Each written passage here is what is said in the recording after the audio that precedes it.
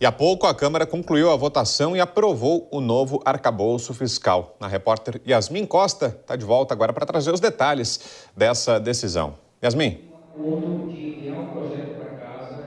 Pois é, Vitor, os parlamentares ainda estão aqui em plenária analisando outras propostas que eles têm na pauta hoje, mas efetivamente a questão envolvendo o arcabouço foi concluída, votação finalizada com o texto trazendo duas alterações que foram aprovadas pelo Senado Federal, como essa proposta retira do limite do teto de gastos um fundo constitucional que é repassado aqui ao Distrito Federal, que antes, no relatório inicial, estava no limite do teto, agora fica fora do limite do teto de gastos, e também retira desse limite do teto de gastos a questão envolvendo o Fundeb, aquele fundo para a educação, e esse também sai, não precisa estar dentro desse limite. Outros dois pontos que também teve uma análise aqui, que foram destaques trazidos do Senado, foi a questão envolvendo a possibilidade de retirar do limite do teto de gastos despesas com ciência e tecnologia e também a possibilidade de fazer uma mudança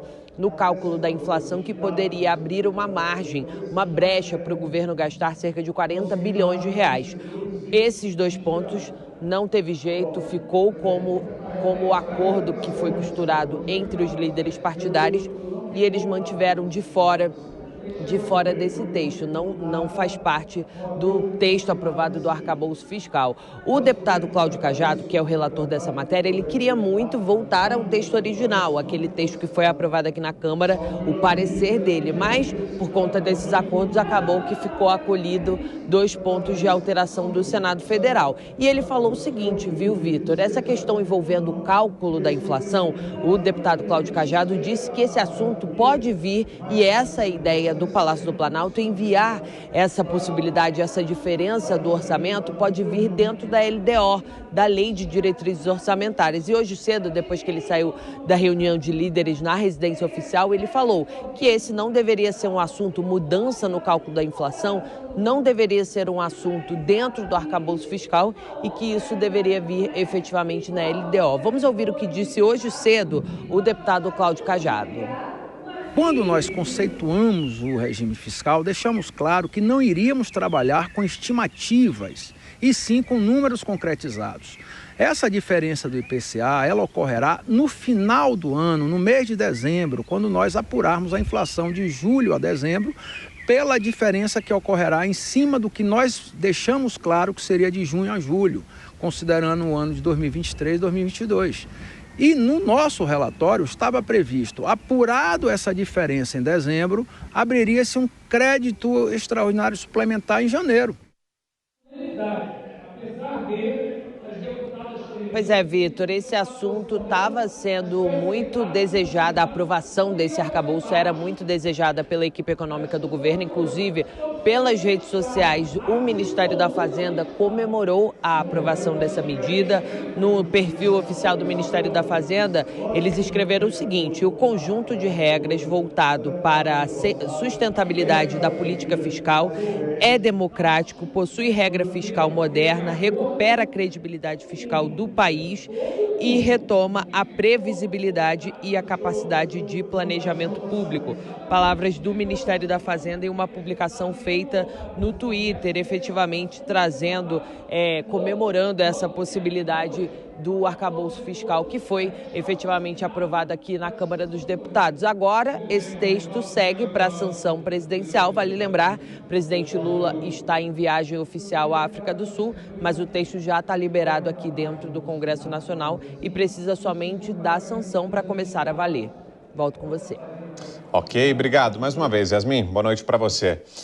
E Dora Kramer, será que agora, concluída essa votação, aumenta a pressão sobre o presidente Lula para que faça as trocas de ministros? Afinal de contas, o presidente da Câmara, Arthur Lira, entrega ali um resultado importante para o governo, né? Algo que já estava há muito tempo sendo debatido no Congresso Nacional. O presidente da Câmara tira da frente essa pauta. Será que, com isso, agora aumenta essa urgência para que seja feita a reforma ministerial, Dora?